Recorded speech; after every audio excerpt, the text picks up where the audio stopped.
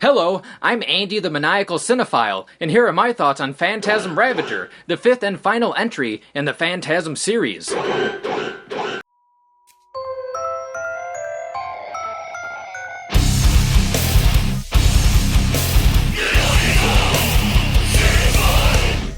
It's the first Phantasm movie not to be directed by Don Coscarelli, although he did produce and co-write it. Instead, the reins are given over to first-time live-action director David Hartman. His credits include Transformers Prime and My Friends Tigger and Pooh. Like myself, you can tell that Hartman doesn't know how to work with living people. He directs Winnie the Pooh. I went far out, you know. Phantasm Ravager stars Reggie Bannister, A. Michael Baldwin, Bill Thornbury, a redhead, an incredibly annoying dwarf, and Angus Scrimm in his final performance before passing away earlier this year. Phantasm follows Mike, a young boy who tries to convince his brother Jody and the ice cream vendor Reggie that something strange is going on at the Morningside Cemetery. They figure Mike is just working through his parents' death. But when the tall man attacks, the three of them are thrown into a nightmare filled with tiny friars and flying metal balls that drain your blood.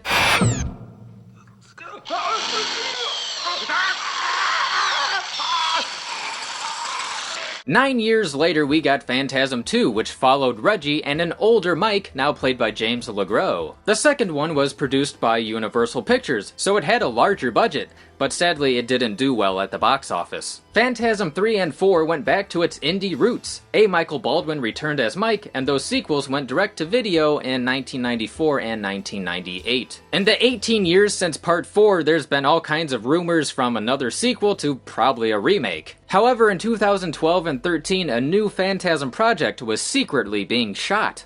It was time to dust off the 4-barrel shotgun. 37 years after the original, does the fifth and final Phantasm offer a satisfying conclusion?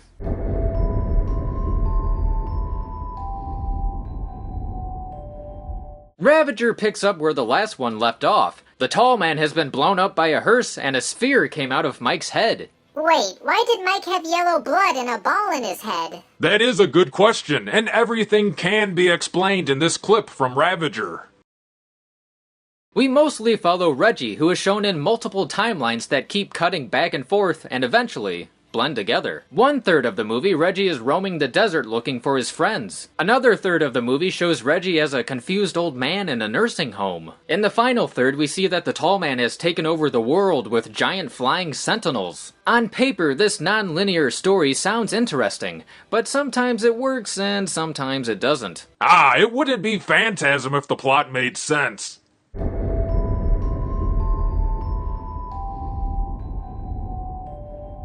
Going in, I knew this was very low budget. Hell, Phantasm is a cheap series, but Hartman's ambition was much bigger than his wallet, and it should have been scaled back. If you don't have the budget to do hundreds of computer-generated shots, then don't. That time and money could have went somewhere else. The original didn't have a large budget, but achieved those shots by simply throwing a sphere down the hall in reverse. The spheres, the red planet, the apocalypse setting, the digital blood, and muzzle flares all look like something you would find in a fan film on YouTube or a Sci-Fi Channel movie. Yippee-ki-yay, mother hugger!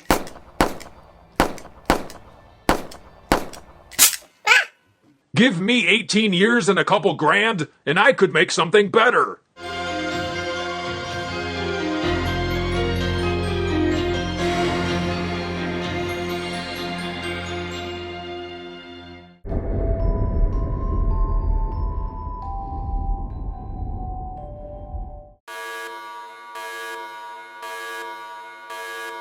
So is the tall man finally defeated by Reggie and Mike? No. An annoying dwarf named Chunk, who is introduced late into the movie, blows him up with a grenade vest. This happens right after the tall man explains that there are thousands of him spread throughout many dimensions. So why kill yourself to take out one tall man when you know another is just going to take its place? And if there are infinite dimensions, then why should I get invested in the story? In this dimension, the tall man has taken over the world. In this dimension, the tall man is defeated. In this dimension, Mike never even meets the tall man. Oh, maybe in one dimension Reggie has a full flowing mane of hair. It's kind of pointless asking all these questions because after 37 years, we get the "it was all a dream" ending. It's a dream. It's only a dream. No, it's not. Okay, technically it's not a dream, but it's all in Reggie's mind, who is dying of dementia. You think maybe it's an illusion by the tall man to trick us, but then we see Reggie die in his hospital bed with Mike and Jody by his side. Reggie dying was very emotional. Wait, why was Jody there? I thought Jody died in the first one. First he was alive, then he died in a car wreck. Then the tall man got him, but now he's alive again. Hell, Reggie basically died at the end of every movie. I need a damn chart to keep it all straight! After his death, the movie ends with Reg getting in the back of the Barracuda and the three friends heading north. AKA heaven. It kind of feels like another cliffhanger. Like if they really wanted to, they could say that Reggie died in one timeline, but keeps fighting the tall man in another, in case they really wanted to do another sequel. Good Andy, what's wrong with you?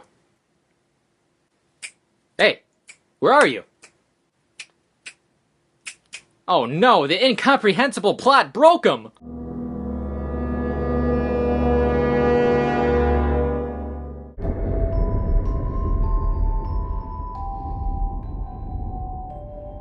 Originally, this wasn't a movie. This was shot by Hartman on the weekends as a possible web series, and it's evident in its patchy structure and all over the place production value. Due to Angus Scrimm's age, he only has a couple scenes in the movie, and half the time it looks like they photoshopped his head onto another person's body. However, this is understandable due to his age, and I respect Angus for giving us one more. After watching all these movies in a row, the Tall Man is one of the best horror villains ever. I could look past the poor production value, cheesy editing, cringe-inducing supporting actors, and shoddy effects if the movie offered a satisfying ending. I didn't want all the answers, but after 37 years you want some closure, and it pains me to say when it was over, I was disappointed. The fans have had so many questions, theories, and interpretations that you start to look back and wonder, did the filmmakers ever really have a plan? Maybe Phantasm is like a Jackson Pollock painting. You spend all day looking at it trying to find a deeper meaning, when maybe it's just a mess, filled with continuity errors, plot holes, and cliffhangers that go nowhere. Did the Tall Man go out in a satisfying way? Was there ever a Tall Man? Was it all in Reggie's mind? To me, this has always been Mike's story, not Reggie's.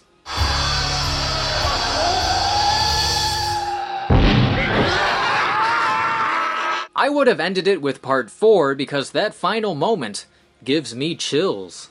Hey, did you hear something? It's just the wind. It's just the wind.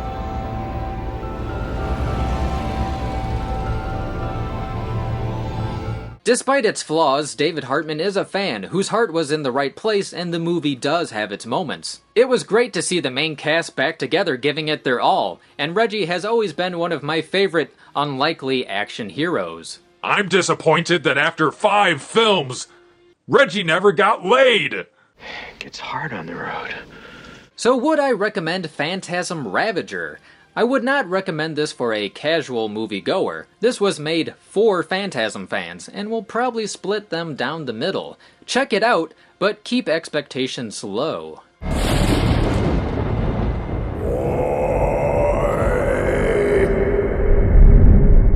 This has been Andy, the Maniacal Cinephile. Thanks for watching. And see you next time.